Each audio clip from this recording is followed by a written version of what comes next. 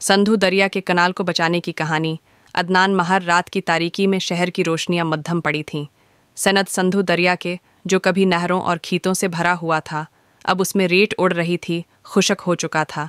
पानी न होने की वजह से वो रौनकें ख़त्म हो चुकी थी और पंजाब साम्राज्य और हुकूमत ने पसंद का पानी बंद करने का प्लान किया था। अदनान, एक नौजवान सहाफ़ी, इस इलाके में एक तहकीक पर काम कर रहा था।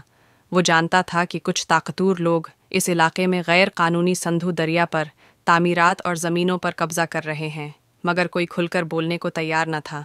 अदनान को एक रात एक खफिया पैगाम मिला। अगर सच जानना चाहते हो तो पल नंबर 7 पर आओ, वक्त रात 12 बजे। ये पैगाम उसे चौंका देने के लिए काफ़ी था, मगर वो पीछे हटने वाला नहीं था।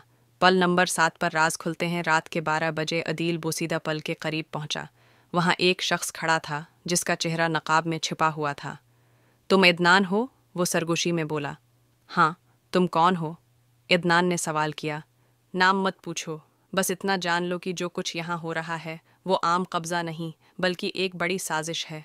अदनान का दिल तेजी से धड़कने लगा। क्या मतलब? नकाबपोश ने एक फाइल उसकी तरफ बढ़ाई।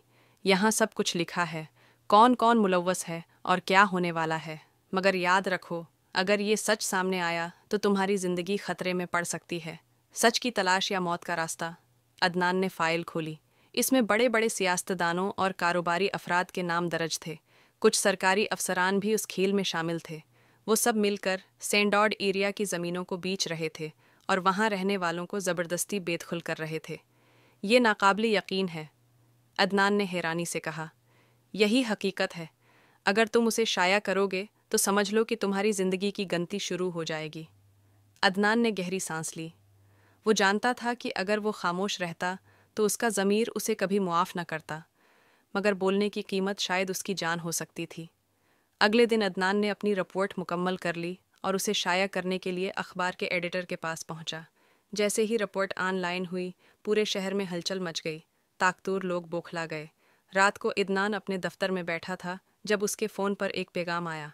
तुमने गलती की, अब वापसी का रास्ता नहीं। स्ट्राइक पूरी सनद में शुरू हो चुका है।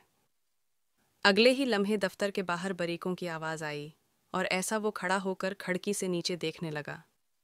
पार्ट दूसरा देखने के लिए इंतज़ार करें।